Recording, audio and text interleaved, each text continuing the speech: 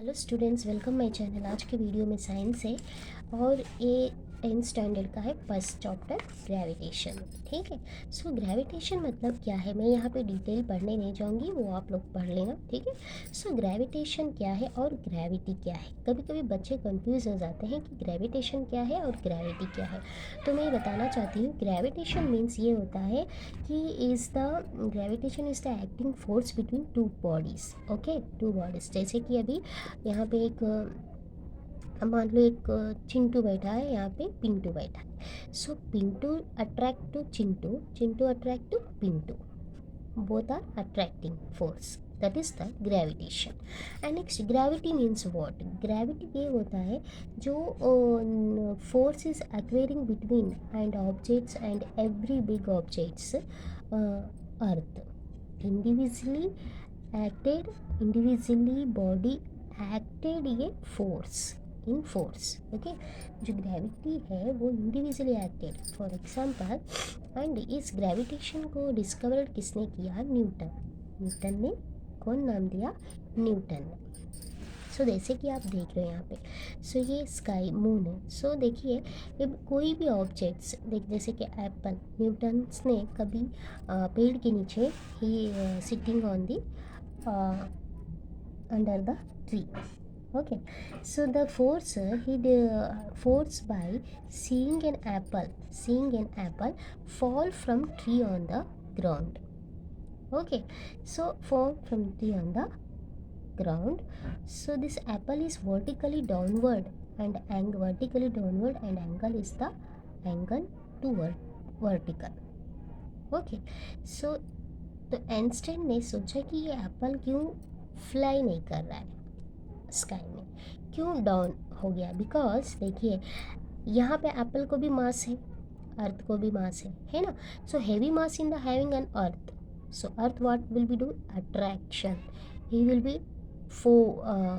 Attraction force है उसके पास। So Apple क्या हो जाएगा? नीचे आके गिर जाएगा। Only apple not in anything through on up, he come to down because earth having attraction power. ठीक है। Okay student, so this is our gravitation है। आपको बेसिक नॉलेज या डेफिनेशन कुछ भी समझिए। ठीक है। So next what having here, दूसरा है हमारा force and motion. So student, force and motion यहाँ पे बोला गया है। ठीक है। फोर्स, फोर्स मीन्स क्या होता है?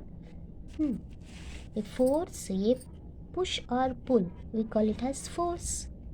Okay, so some example, eraser में रखी हूँ यहाँ पे। इस इरेजर को अगर मैं रेस्ट पोजीशन में है, ठीक है, बिना टच किए पुश होगा नहीं, मतलब मूव होगा नहीं। अगर हम इसे पुश करते हैं हैंड से तो मस्कुलर फोर्स हो गया, है ना।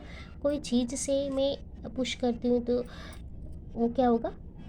फोर्स। जैसे कि मैंने अभी फोर्स लगाया तो क्या हुआ?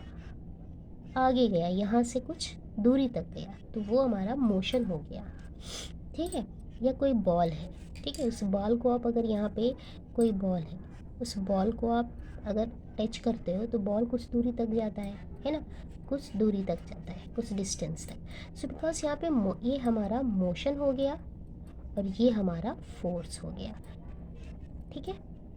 Okay, you understand. So next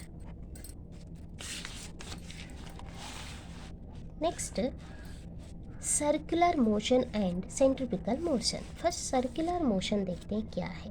तो स्टूडेंट्स, आपको मैं बता दूं कि आप एक टैग ले लीजिएगा, उस टैग में एंड में एक पत्थर बांध दीजिएगा, ठीक है, और उसे ऐसे ऐसे ऐसे ऐसे घुमाएंगे। जैसे ये गर्ल घुमा रही है, वन ऑफ द पॉइंट या मिड पॉइंट हो गया, और ये एंड पे स्टोन बना हुआ है।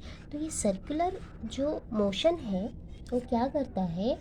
The movement of a body following a circular path, movement of a body following a circular path is called a circular motion.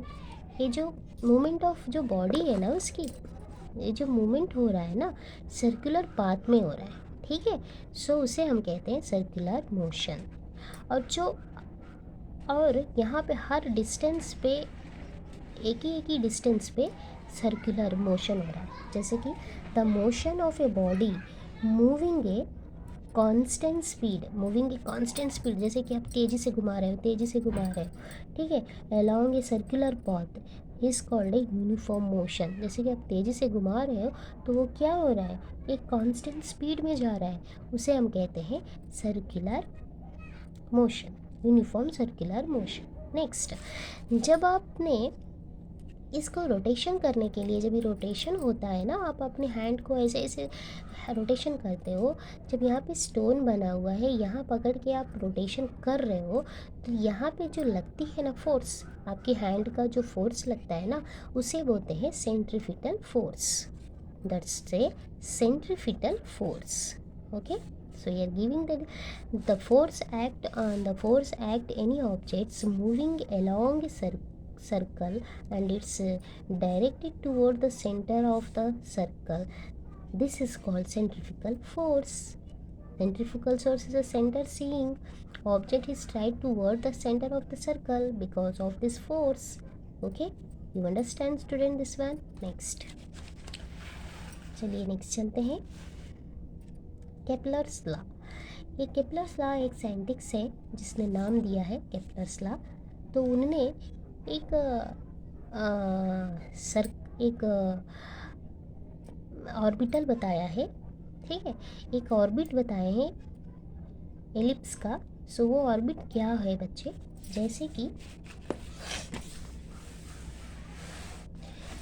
ये सन है, ठीक है, ये हमारा सन है। सो सन है तो उसके बाद में यहाँ पे सन है, फिर यहाँ पे भी डिस्टेंस लेके क्या किए हैं उन्होंने, एलिप्स बनाए हैं, ठीक है। तो एलिप्स क्या कहता है, फर्स्ट लॉ, समझ में। और वो जो एलिप्स का गोला है वो अंडे का आकार है, ओवल टाइप से, है ना, अंडे की तरह है ना।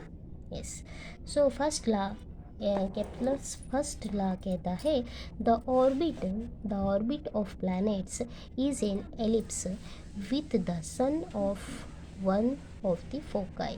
जैसे कि अभी ये सन है, ठीक है, और उसकी कोई भी डायरेक्शन है वो एक डायरेक्शन सन की तरफ है करके मैंने फर्स्ट लॉ में आपको बताया है। Next, Kepler's law second law क्या बोलता है, the line joining the planets and the sun, okay, speeds is equal area in equal interval of time। जैसे कि सेकेंड लॉ में ये बताया गया है, द लाइन जॉइनिंग है वो क्या है, द प्लैनेट्स, जो प्लैनेट्स है वहाँ से सन, सो स्पीड, जो उसका स्पीड है यहाँ का, ठीक है, इक्वल एरिया क्या करता है, वो कवर करता है इन ट्रैवल ऑफ टाइम, ठीक है, इन travel of time. So time का एक टाइम के पीरियड में वो क्या होता है, इक्वल एरिया वो कवर करता है, ठीक है, इक्वल डिस्टेंस। ये हो गया हमारा Kepler second law.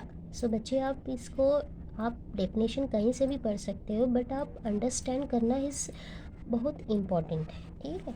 Next, Kepler's third law क्या बोलता है, केपलर्स थर्ड लॉ से the square of its period of revolution around the sun and directly proportional to the cube of the mean distance so of planets and from the sun।